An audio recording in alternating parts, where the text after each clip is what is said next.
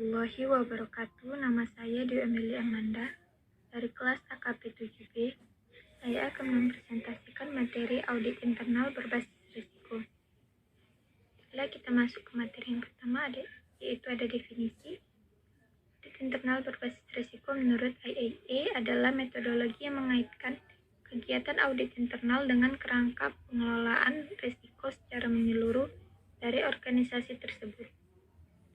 Audit berbasis risiko merupakan salah satu cara untuk memberikan jaminan kualitas kepada semua pihak, mulai dari pihak internal perusahaan, pihak pemerintah, atau pihak yang memegang otoritas, serta konsumen.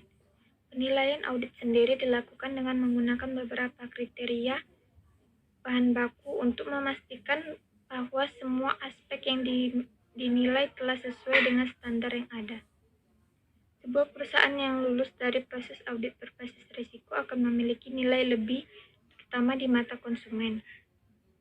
Sebagai contoh, sebuah perusahaan yang memiliki sertifikat ISO 9001 mampu memberikan jaminan kepada para konsumen bahwa proses produksi yang dilakukan serta produk yang dihasilkan telah sesuai dengan standar tersebut.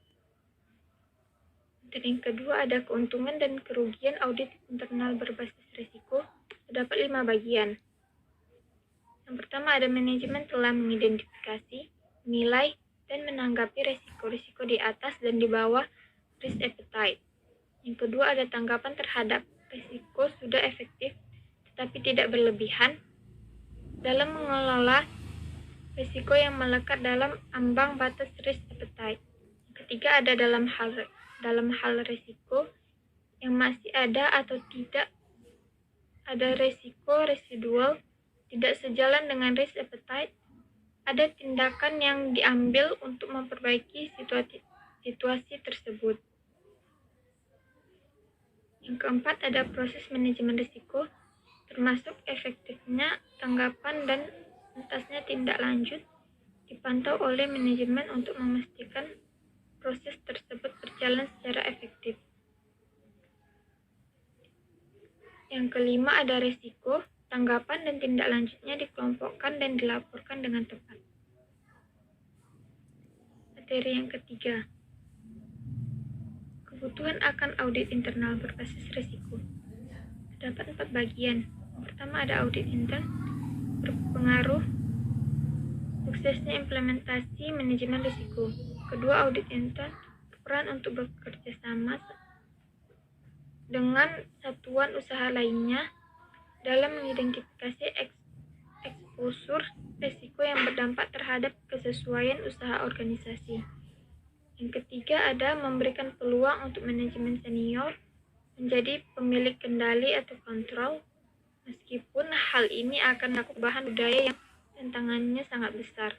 Yang keempat ada sudah bahwa sumber daya audit yang terbatas dapat diperdayakan secara optimal untuk ulasan daerah yang penting dari kegiatan usaha. Dapat 3. Pertama ada audit ketaatan, kedua ada tinjauan sistem, ketiga ada lubang tertentu. Dari yang keempat ada konsep dasar audit internal berbasis risiko.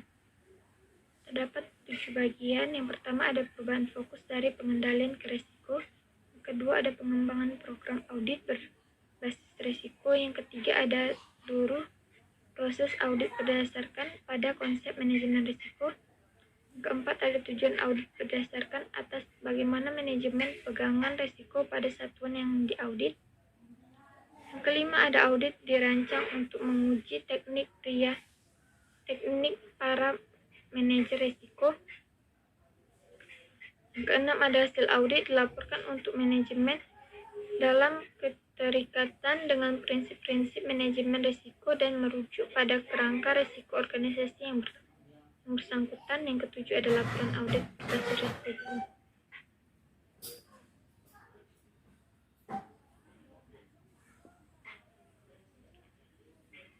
Materi yang kelima ada tahapan dalam audit berbasis risiko.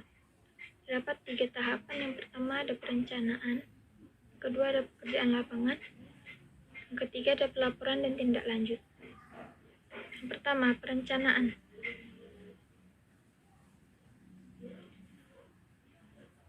Perencanaan merupakan proses hasil yang lebih baik dari sumber daya audit operasional.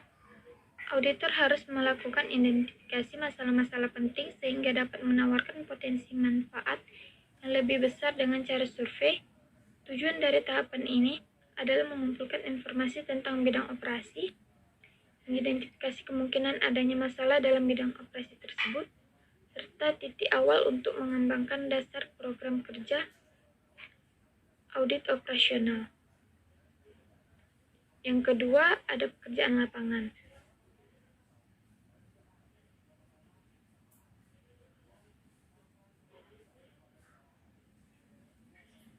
Pekerjaan lapangan merupakan tahap di mana langkah-langkah kerja yang telah ditentukan dalam program kerja dilaksanakan atau direalisasikan. Pada tahap ini, auditor harus mengumpulkan serta menganalisis bukti-bukti atau informasi yang cukup untuk mendukung menyajikan temuan pemeriksaan. Yang ketiga ada pelaporan dan tindak lanjut. Tahap laporan merupakan tahap akhir dari kegiatan pemeriksaan. Laporan tersebut bertujuan memberikan informasi yang bermanfaat dan tepat waktu atas kekurangan yang berpengaruh terhadap kegiatan operasi perusahaan dan merekomendasikan perbaikan. Selain itu, laporan pemeriksaan berguna untuk mengkomunikasikan hasil dari pemeriksaan kepada pemimpin.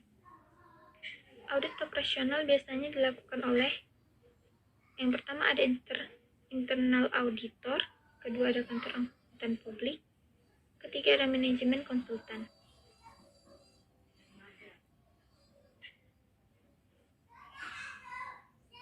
Kita masuk ke materi yang keenam, itu jenis-jenis risiko. Sebelumnya, saya akan menjelaskan apa itu risiko. Risiko merupakan ukuran seberapa besar para investor bersedia berkorban untuk memperoleh keuntungan dari investasinya.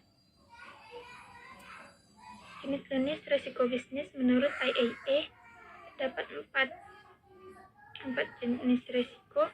Pertama ada strategic risk, kedua ada compliance risk, yang ketiga ada reporting risk, yang keempat ada operational risk. Yang pertama, strategic risk.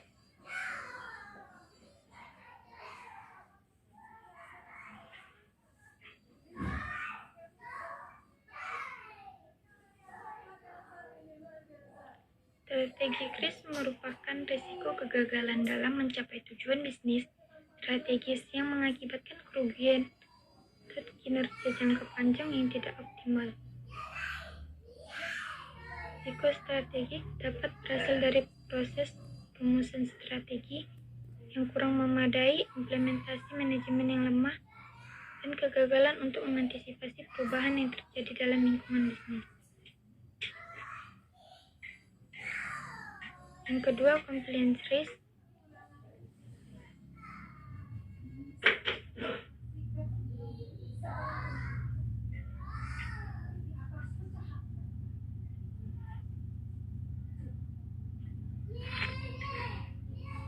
Compliance risk atau kepatuhan adalah risiko yang timbul akibat pemata bank tidak mematuhi dan tidak melaksanakan peraturan perundang-undangan dan ketentuan yang berlaku. Sumber dari risiko kepatuhan antara lain timbul karena kurangnya pemahaman atau kesadaran hukum terhadap ketentuan maupun standar bisnis yang berlaku.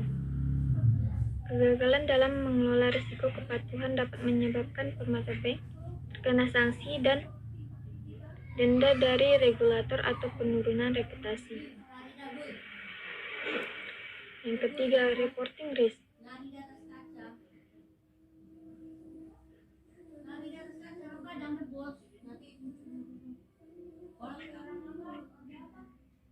Reporting risk merupakan jenis risiko di mana laporan tersebut bertujuan memberikan informasi yang bermanfaat dan tepat waktu atas kekurangan yang berpengaruh terhadap kegiatan operasi perusahaan dan merekomendasikan perbaikan. Selain itu, laporan pemeriksaan berguna untuk mengkomunikasikan hasil dari pemeriksaan kepada pemimpin.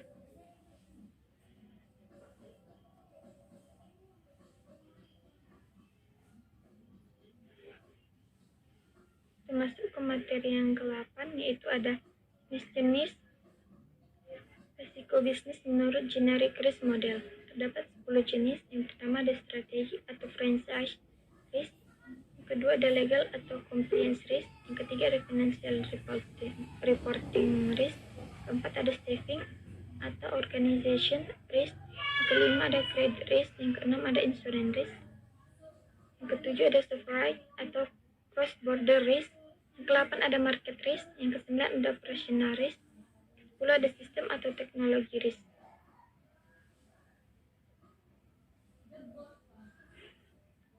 Strategi risk merupakan risiko kegagalan dalam mencapai tujuan bisnis strategis yang mengakibatkan kerugian atau kinerja jangka panjang yang tidak optimal.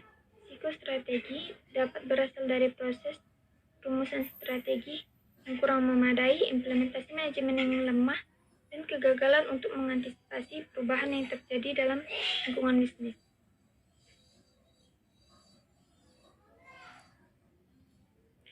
Compliance risk atau legal risk.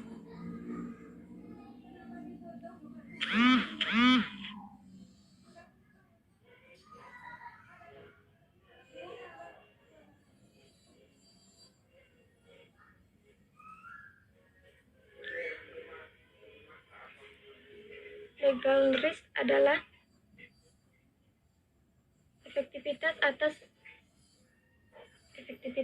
penerapan manajemen risiko di Permata Bank merupakan tanggung jawab BOC dan BOD, termasuk manajemen risiko hukum.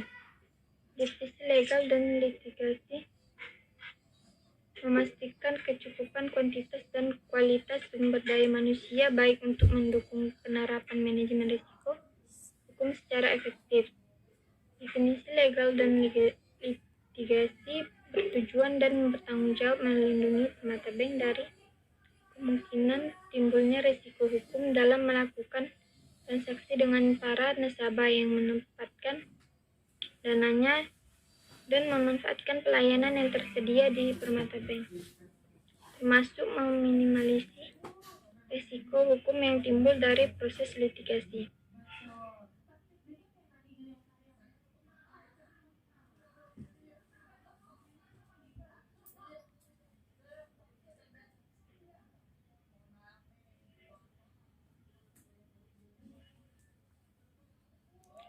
Market risk, risiko pasar, adalah potensi kerugian akibat perubahan nilai instrumen keuangan yang berasal dari pergerakan faktor risiko atau harga pasar.